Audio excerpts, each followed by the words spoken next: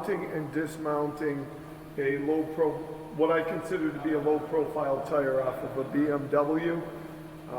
And I identify that as low profile because there's very little sidewall here, and that makes it a little more difficult to dismount this tire and mount it using conventional methods.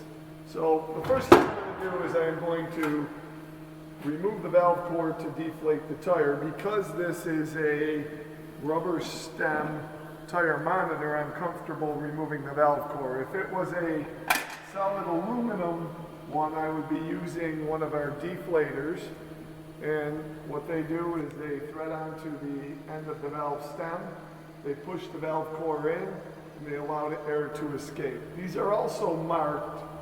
There should be 4 of them in this set, and they would be marked left front, right rear, left rear, so that when you deflate the tire, you can leave these on, and it tells you the corresponding position on the vehicle.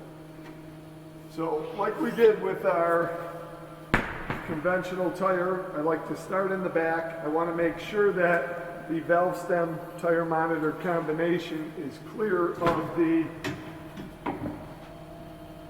equipment used for breaking the bead.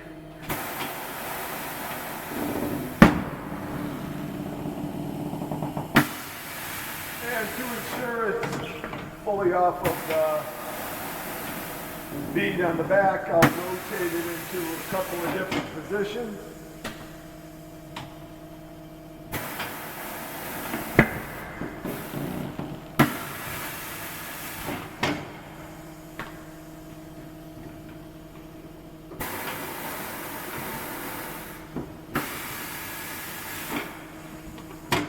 I'm going to move to the front of the assembly.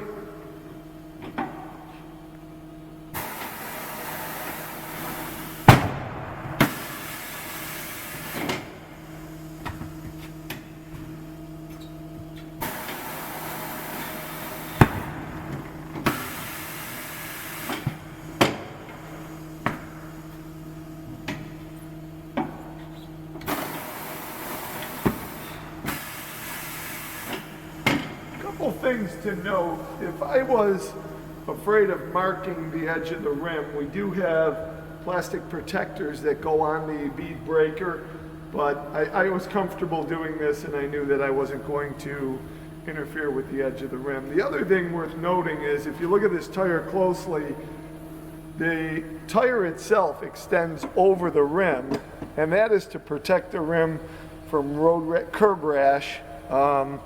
So it's basically a guard built into the sidewall. And when you're looking at tires or changing tires, it's interesting to note the date the tire was manufactured. And we find that over here by the DOT number. That would be the Department of Transportation number. It's a 4-digit number. This particular tire was manufactured on the 46th week of the year 2017. So years ago they were 3-digit numbers, now they're 4-digit numbers. The first 2 numbers are the week that they were manufactured, the second 2 numbers are the year. So now I'll put the tire on the table, clamp it down, and to dismount, I'm going to put the tire monitor directly under the arm. I'm going to make sure that the arm is in the release position. I'm going to bring it over, and just like the bead breaker, I do have the option to use a plastic shoe, but if I'm careful, this machine is designed to, when I bring the arm over, it's designed to move away from the edge of the rim and come up slightly to prevent any scratching. In this case, I prefer this shoe because I'm going to have to put quite a bit of force on that to try to get this bead brought over the edge of the rim. And in order for that to happen, this side has to go down into what I call the drop center of the rim, or the low spot of the rim.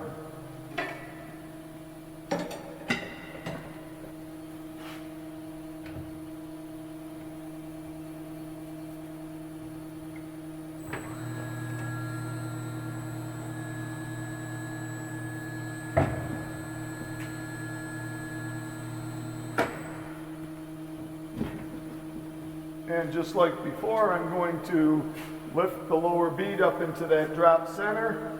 I'm going to hold it in place with my hip. I'm going to reach over and I'm going to put the lower bead up on the shoe. And at this point, I have successfully cleared the tire monitor so as to not damage it.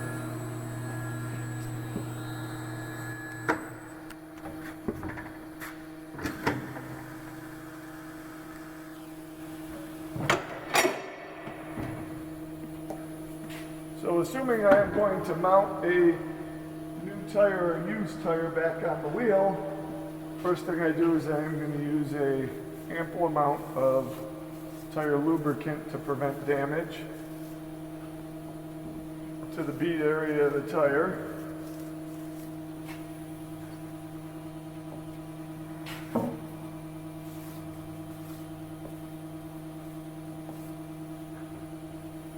I'm going to put some on the rim also, and this is obviously the time you would inspect the rim, and if there was a lot of corrosion here, you would have to clean that up to ensure that the seal between the bead and the rim is leak proof. Okay, so if the tire is directional or asymmetrical, I need to make sure I am mounting it with the correct side out. And sometimes it will say that on the sidewall. Right here it says side facing inward. So that would go on the back side. And somewhere out here it should tell me that this is the outside. Side facing outwards. Now for mounting, I make sure that the tire monitor is 180 degrees from the arm. I don't have to readjust the arm because it's the same wheel assembly. I make sure the bead is on the shoe, but it's under that knob. And I rotate it into position and the tire drops down without touching the monitor. Coming back over here, this is where low profile tires would give us some challenges. In order to successfully put this on without damaging the bead, I have to ensure that this goes down in the drop center. To do that would be quite an effort, so I am going to bring over my third arm, lock it into position,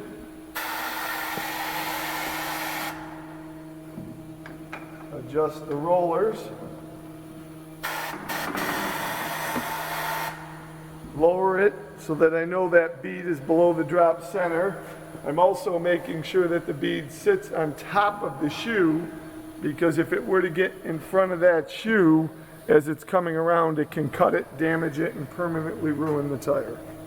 And then I just proceed slowly, making sure everything is going according to plan.